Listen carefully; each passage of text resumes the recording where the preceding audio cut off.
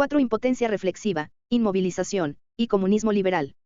Si uno los compara con sus antecesores de las décadas de 1960 y 1970, los estudiantes británicos de la actualidad parecen políticamente descomprometidos. Mientras que todavía puede verse a los estudiantes franceses protestando en las calles contra el neoliberalismo, los estudiantes británicos, cuya situación es incomparablemente peor, parecen resignados a su destino. Este resultado evidente, según mi hipótesis, no es una cuestión de apatía o cinismo, sino de impotencia reflexiva. Los estudiantes del Reino Unido son conscientes de que las cosas andan mal, pero más aún son conscientes de que ellos no pueden hacer nada al respecto. Sin embargo, este conocimiento, esta reflexividad, no es resultado de la observación pasiva de un estado de cosas previamente existente. Es más bien una suerte de profecía autocumplida. La impotencia reflexiva conlleva una visión de las cosas tácita, muy común entre los jóvenes británicos y a la vez correlacionada con las patologías más difundidas. Muchos de los alumnos con los que me tocó trabajar en el terciario presentaban problemas de salud mental o de aprendizaje. La depresión entre ellos es endémica. Y es, tal como hemos dicho, la enfermedad más recurrente en el sistema público de salud, que castiga, además, a franjas de la población cada vez más jóvenes. El número de los estudiantes que padecen alguna variante de dislexia también es sorprendente. No es una exageración afirmar que ser adolescente británico, en la actual etapa del capitalismo tardío, casi podría ser sinónimo de enfermedad. Esta patologización en sí misma ya ocluye toda posibilidad de politización. Al privatizar los problemas de la salud mental y tratarlos solo como si los causaran los desbarajustes químicos en la neurología del individuo o los conflictos de su contexto familiar, queda fuera de discusión cualquier esbozo sistémico de fundamentación social. Muchos de los jóvenes a los que he enseñado se encontraban en lo que llamaría un estado de hedonia depresiva. Usualmente, la depresión se caracteriza por la anedonia, mientras que el cuadro al que me refiero no se constituye tanto por la incapacidad para sentir placer como por la incapacidad para hacer cualquier cosa que no sea buscar placer. Queda la sensación de que efectivamente, algo más hace falta, pero no se piensa que este disfrute misterioso y faltante solo podría encontrarse más allá del principio del placer. En buena medida, este fenómeno es consecuencia de la ambigua posición estructural de los estudiantes, que se divide entre su antiguo rol como sujetos de las instituciones disciplinarias y su nuevo estatus como consumidores de servicios. En uno de sus ensayos más cruciales, Post Scriptum sobre las sociedades de control, Deleuze distingue entre las sociedades disciplinarias organizadas alrededor de espacios estancos que había descrito Foucault, como la fábrica, la escuela y la prisión, y las nuevas sociedades de control en las que todas las instituciones se incrustan en una especie de corporación dispersa. Deleuze está en lo cierto al afirmar que Kafka es el profeta del poder cibernético distribuido, típico de las sociedades de control. En el juicio, Kafka distingue de forma clarificadora entre los dos tipos de absolución que podría alcanzar el acusado. La absolución definitiva ya no es posible si es que alguna vez lo fue. Solo existen relatos legendarios sobre antiguos casos que resultaron en una absolución. Las dos opciones que quedan son, en primer lugar, la absolución ostensible, en la que el acusado es absuelto para todo fin práctico, pero puede en el futuro, y aparentemente sin causa, afrontar los cargos que se le han levantado. Segundo, la postergación indefinida, en la que el acusado se consagra a un proceso legal con la esperanza de estirarlo lo más posible para que la elevación del caso a juicio se vuelva cada vez más improbable. Deleuze observa que las sociedades de control delineadas por el mismo Kafka, pero también por Foucault y por Burroughs, operan sobre la base de la postergación indefinida. Por ejemplo, la educación es un proceso de toda la vida, la capacitación para el trabajo abarca toda la vida laboral, el trabajo sigue en casa, se trabaja desde la casa o se está como en casa en el lugar de trabajo, etc. Una consecuencia de este ejercicio, indefinido, del poder es que la vigilancia externa ya no es tan necesaria, en gran medida la sustituye la vigilancia interna. El control solo funciona si uno es cómplice con él. De ahí viene esa figura de Burroughs, el adicto al control, aquel que necesita fanáticamente controlar, pero que también es víctima él mismo del control que lo domina y lo posee. Al entrar a cualquiera de las aulas del terciario en el que daba clases, resulta evidente que se trata de un contexto postdisciplinario. En enumeraciones muy urticantes, Foucault se refería a la forma en que la disciplina se encarnaba a través de posiciones corporales muy duras.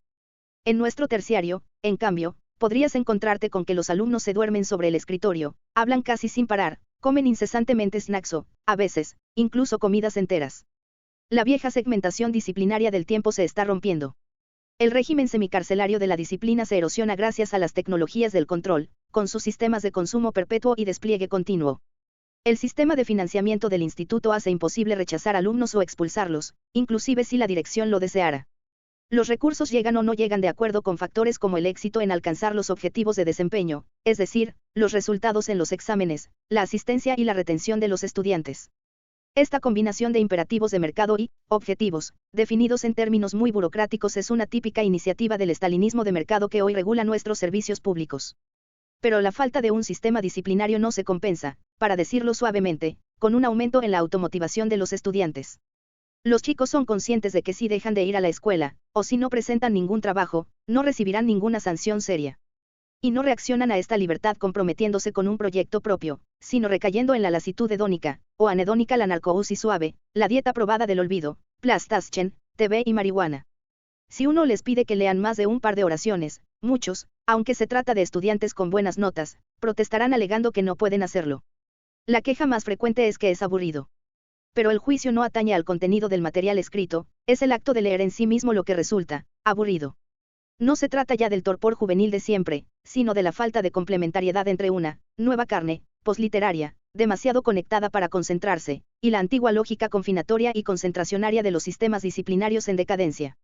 Estar aburrido significa simplemente quedar privado por un rato de la matrix comunicacional de sensaciones y estímulos que forman los mensajes instantáneos, YouTube y la comida rápida.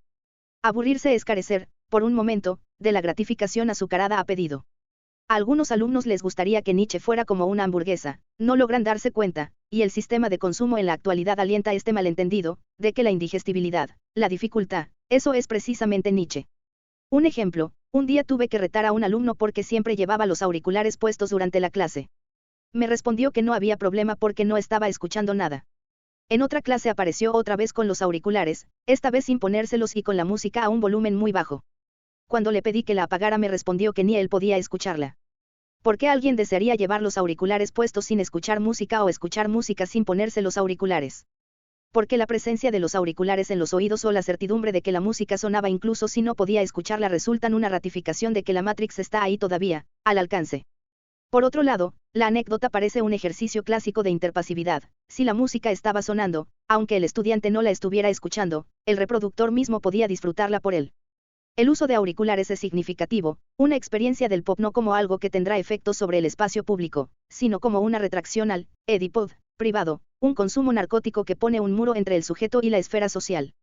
La consecuencia de esta adicción a la matrix del entretenimiento es una interpasividad agitada y espasmódica, acompañada de una incapacidad general para concentrarse o hacer foco. Los estudiantes no pueden conectar su falta de foco en el presente con su fracaso en el futuro, no pueden sintetizar el tiempo en alguna especie de narrativa coherente. Estos son síntomas de algo más que desmotivación y nos recuerdan pavorosamente el análisis que hace Jamsen en El posmodernismo y la sociedad de consumo. Jamsen observa que la teoría de la esquizofrenia de Lacan ofrece un modelo estético interesante, para intentar entender la fragmentación de la subjetividad con vistas a la emergencia del complejo industrial del entretenimiento.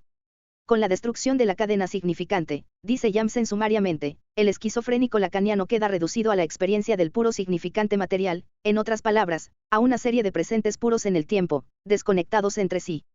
Jamsen escribía a mediados de la década de 1980, en la que nacieron muchos de los estudiantes de mis clases. Nos enfrentamos, en las aulas, con una generación que se acunó en esa cultura rápida, ahistórica y antimnemónica, una generación para la cual el tiempo siempre vino cortado en microrodajas digitales predigeridas. Si el trabajador preso es el protagonista de la disciplina, el deudor adicto es el personaje del control. El capital ciberespacial funciona en el momento en que sus usuarios se vuelven adictos. William Gibson lo reconoce en Neuromante, cuando Case y el resto de los cowboys del ciberespacio se desconectan de la Matrix y sienten insectos bajo la piel.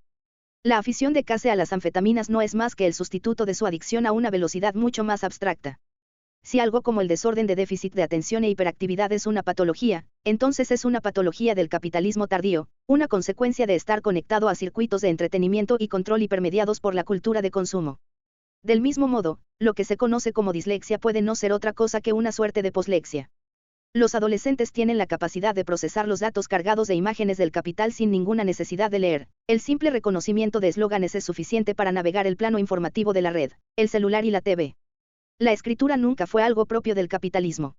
El capitalismo, de hecho, es intrínsecamente iletrado, afirmaron Deleuze y Guattari en el Anti-Edipo. El lenguaje electrónico no funciona a través de la voz o la escritura, los datos se procesan perfectamente en ausencia de ambas. De ahí que tantos empresarios exitosos sean en efecto disléxicos, aunque no sepamos si su eficacia posléxica es la consecuencia, o la causa, de su triunfo. Hoy en día los profesores soportan una presión intolerable, la de mediar entre la subjetividad posliteraria del capitalismo tardío y las demandas propias del régimen disciplinario, como los exámenes.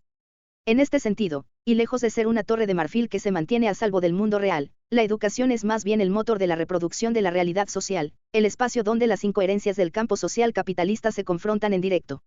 Los profesores debemos ser facilitadores del entretenimiento y, al mismo tiempo, disciplinadores autoritarios. Deseamos ayudar a los alumnos a pasar los exámenes, y ellos desean tenernos como figuras de autoridad, capaces de decirles qué hacer.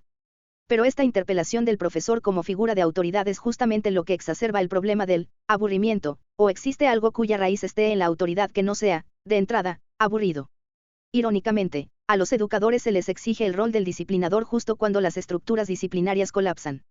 Con las familias agotadas por la presión del capitalismo que les exige a ambos padres trabajar todo lo que puedan, los profesores debemos actuar ahora como padres sustitutos capaces de instalar los protocolos de conducta más básicos, y proveer apoyo pastoral y emocional a los adolescentes que, en algunos casos, están mínimamente socializados. Insisto en el hecho de que ninguno de mis estudiantes tenía la menor obligación de presentarse a clase. De hecho, disponían de toda la libertad de irse si lo deseaban. Pero la falta de oportunidades de empleo junto con el incentivo cínico procedente del gobierno hace que seguir en la escuela parezca la opción más segura, y también la más fácil. Deleuze dice que las sociedades de control se basan en la deuda más que en el encierro. Sin embargo, el sistema educativo de la actualidad hace que el estudiante se endeude y, en simultáneo, lo encierra. Según esta melodía, uno debe pagar por su propia explotación, endeudarse y estudiar para poder conseguir el mismo, empleo, que habría conseguido si hubiera dejado la escuela a los 16. De acuerdo con Jamsen, de repente el colapso de la temporalidad libera al presente de todo el tendido de actividades e intencionalidades que podrían ponerlo en foco y convertirlo en un espacio de trabajo.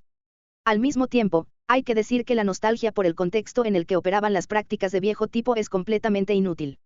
Esa es la razón por la cual los estudiantes franceses y sus protestas no constituyen, en el fondo, una alternativa a la impotencia reflexiva de sus pares británicos. Que una publicación liberal como The Economist desprecie toda forma de oposición al capitalismo no sorprende, pero su postura burlona frente a la llamada inmovilización francesa contenía algo de verdad. En realidad los estudiantes que protagonizaron las últimas protestas parecían convencidos de estar actualizando los reclamos que sus padres le hicieron a Charles de Gaulle en mayo de 1968, decía su artículo de tapa del 30 de marzo de 2006. Les habían robado hasta los eslóganes, debajo del asfalto, la arena de playa, y los símbolos, como la Sorbona. En este sentido, la revuelta parece no ser más que la secuela natural de los desmanes que ocurrieron en los suburbios de París, en 2005, y que llevaron al gobierno a declarar el estado de emergencia. En ese momento eran los jóvenes desempleados, extranjeros de las clases bajas, los que se rebelaban contra un sistema efectivamente capaz de excluirlos. En cambio, lo más llamativo de las últimas protestas es que esta vez las fuerzas rebeldes están del lado del conservadurismo. A diferencia de sus coetáneos de la banlieue, los estudiantes y los sindicatos que los acompañan solamente quieren evitar el cambio y mantener el estado de cosas presente en Francia. La práctica de muchos de estos inmovilizadores es justamente contraria a la de otro grupo de los que se cuentan herederos de mayo del 1968, aquellos llamados comunistas liberales, como George Soros y Bill Gates, rapaces predadores del beneficio económico que, al mismo tiempo, pueden levantar las banderas de la ecología y la responsabilidad social. Junto con estas preocupaciones sociales, los comunistas liberales creen que la estructura del trabajo debe, modernizarse, en línea con el concepto de ser astuto, being smart. Así lo explica Hayek. Ser astuto significa ser dinámico y nómade, estar en contra de la burocracia centralizada. Significa creer en el diálogo y en la colaboración y no en la autoridad central, en la flexibilidad y no en la rutina, en la cultura y el conocimiento y no en la producción industrial, en la interacción espontánea, en la autopoiesis y no en las jerarquías fijas. Los inmovilizadores partían de una concesión implícita, que solo es posible resistir al capitalismo, no superarlo. Los comunistas liberales, por otra parte, creen que los excesos morales del capitalismo deben ser combatidos con la caridad. Ambos grupos muestran el modo que encuentra el realismo capitalista para circunscribir las posibilidades políticas actuales. Mientras que los inmovilizadores retienen la forma y el estilo de las protestas de 1968 pero en nombre de la resistencia al cambio, los comunistas liberales abrazan enérgicamente lo nuevo. Hayek está en lo cierto al afirmar que el comunismo liberal no es otra cosa que la forma dominante de la ideología capitalista hoy en día, más que constituir una especie de correctivo progresista a la ideología capitalista oficial. La flexibilidad, el nomadismo y la espontaneidad son los rasgos salientes de la gerencia posfordista típica de la sociedad de control. Y el problema es que toda oposición a la flexibilidad y la descentralización corre el riesgo de autoboicotearse, puesto que un llamado a la rigidez y la centralización no sería muy contagioso que digamos. En cualquier caso, la resistencia a lo nuevo no es una causa en la que la izquierda debería inmiscuirse actualmente. El capital fue muy astuto en su empeño por destruir el sindicalismo, sin embargo, no ha habido en la izquierda reflexión suficiente respecto de las tácticas que podrían funcionar contra el capital en las condiciones propias del posfordismo, ni sabemos qué lenguaje nuevo podría improvisarse para lidiar con unas tales condiciones. Por un lado, es importante debatir la apropiación de lo nuevo efectuada por el capitalismo. Por otro lado, el llamado a lo nuevo no puede confundirse con la mera adaptación a las condiciones existentes, ya nos hemos adaptado demasiado. De hecho, la búsqueda de la adaptación exitosa es la principal estrategia del gerencialismo. La asociación persistente entre el neoliberalismo y la idea de restauración, una vinculación conceptual que promovieron Badiou y David Harvey, es un correctivo necesario para la asociación falsa del capital y la novedad. Para Badiou y Harvey, la política neoliberal no tiene que ver con lo nuevo, sino con un retorno al poder y los privilegios de clase. En Francia, según Badiou, la idea de restauración hace referencia al periodo en el que volvieron los reyes, después de la Revolución y de Napoleón, desde 1815. Actualmente atravesamos un momento semejante. El capitalismo liberal y su sistema político, el parlamentarismo, nos parecen las únicas soluciones naturales y aceptables. A la vez, Harvey define la neoliberalización como un proyecto político para restablecer las condiciones de la acumulación de capital y restaurar el poder a las élites económicas. Harvey demuestra que, en una era popularmente sindicada, pospolítica, la lucha de clases se sigue peleando aunque de un lado solo, del lado de los ricos. Tras la implementación de las políticas neoliberales a finales de la década de 1970, escribe. El porcentaje de la renta nacional en manos del 1% más rico de la sociedad ascendió hasta alcanzar, a fines del siglo pasado, el 15%. El 0,1% de los perceptores de las rentas más altas de este país vio crecer su participación en la renta nacional del 2% a cerca del 6% en 1999, mientras que la proporción entre la retribución media de los trabajadores y los sueldos percibidos por los altos directivos pasó de mantener una proporción aproximada de 30:1 en 1970 a alcanzar una proporción de 500:1 en 2000. Y Estados Unidos no está solo en este proceso, ya que el 1% superior de los perceptores de renta en el Reino Unido ha doblado su porcentaje de la renta nacional del 6,5% al 13% desde 1982. Como muestra Harvey, los neoliberales fueron más leninistas que los leninistas, supieron crear y diseminar think tanks que formaran la vanguardia intelectual capaz de crear el clima ideológico en el que el realismo capitalista pudiera florecer. El modelo de la inmovilización, en cambio, con sus demandas para que el viejo modelo fordista disciplinario se mantenga tal cual, jamás podría ser útil en aquellos países donde las reformas neoliberales ya han sido efectuadas. En el Reino Unido, el fordismo colapsó definitivamente, y en su colapso se llevó los espacios y las prácticas que organizaban la vieja manera de hacer política. Sobre el final de su ensayo sobre el control, Deleuze se pregunta cuáles podrían ser las nuevas formas que adquiriría una eventual política del anticontrol.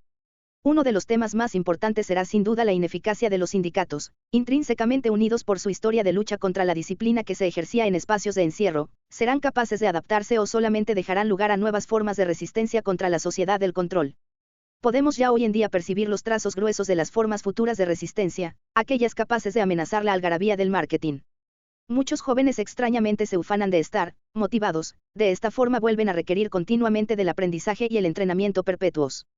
Les tocará descubrir a su turno a aquellos a los que deberán servir, así como sus padres descubrieron, no sin dificultad, el telas de la disciplina.